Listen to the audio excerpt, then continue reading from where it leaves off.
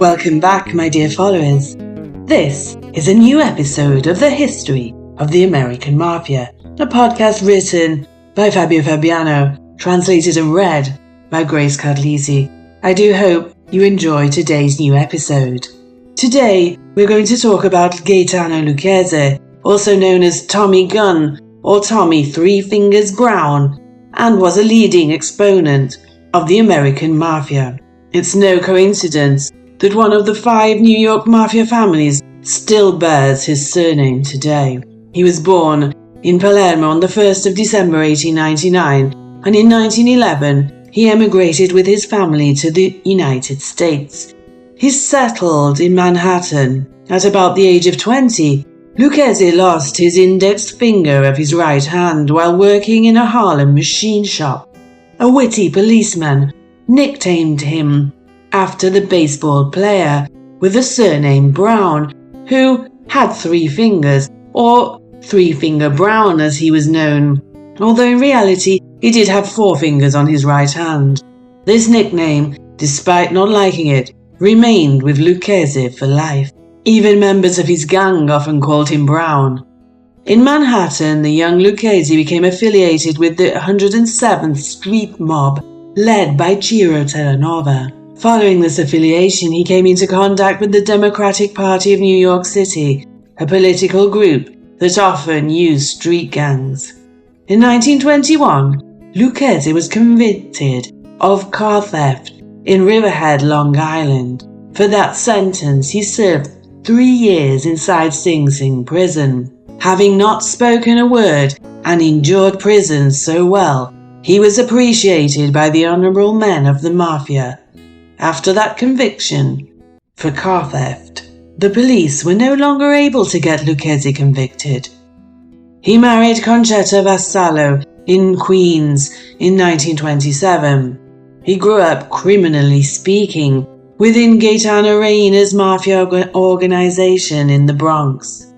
In July 1928, he was arrested together with 2 other suspects for the murder of Luis Cerezulo.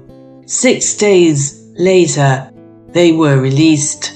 The outbreak of the Castellamerese's War, Gaetano Reina, together with his trusted Galliano and Lucchese, supported Masseria on the surface, while, in reality, they were close to Maranzano. On February the 26th, 1930, Joe, the Masseria boss, discovered the betrayal and had Reina killed. At the head of Reina's family, he placed Joe Pinzolo.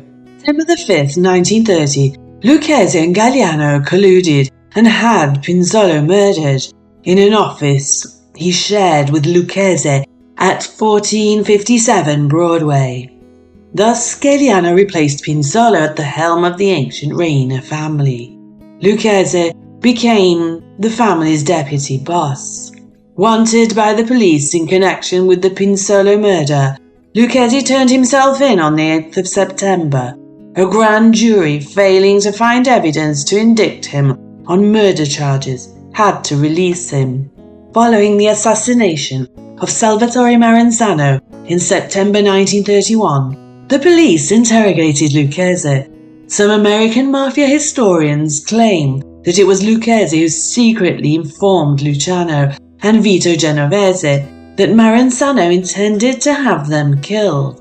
Based on this information, Luciano and Genovese decided to strike first and have Maranzano killed. There was a close friendship between Lucchese, Luciano, and Genovese was certainly a fact. The 3 were often seen together. Lucchese was naturalized as an American citizen on the 25th of January, 1943. After 7 years, he obtained a certificate of good conduct. In the 1950s, Lucchese, as a cover, was a wealthy vice president of a garment factory. In reality, his mafia gang controlled the garment workers' unions, longshoremen's unions, and truckers' unions, as well as political figures in New York City. He had many interests, and in the entertainment industry, too. He was in business and also friends with Jimmy Durante, Frank Sinatra, and Dean Martin. A federal government report in the 1950s stated verbatim, Gaetano Lucchese has become a dangerous character, if not more so than Costello in his heyday. In the early 1960s, Justice A. Joe Valacchi stated that Lucchese was one of the 5 New York members of the Mafia Crime Syndicate Commission. In 1962, Tommy Lucchese's daughter Frances married Tommy Gambino's Carlo's son. Lucchese turned one of Gambino's rackets into one of its most profitable, diverting cargo from Idlewild Airport, renamed JFK in 1963, by controlling the Cargo Handlers Union. In the summer of '65, Lucchese entered the hospital, remained there for over a year. He had heart problems, and more seriously, a brain tumor that would cause his death later.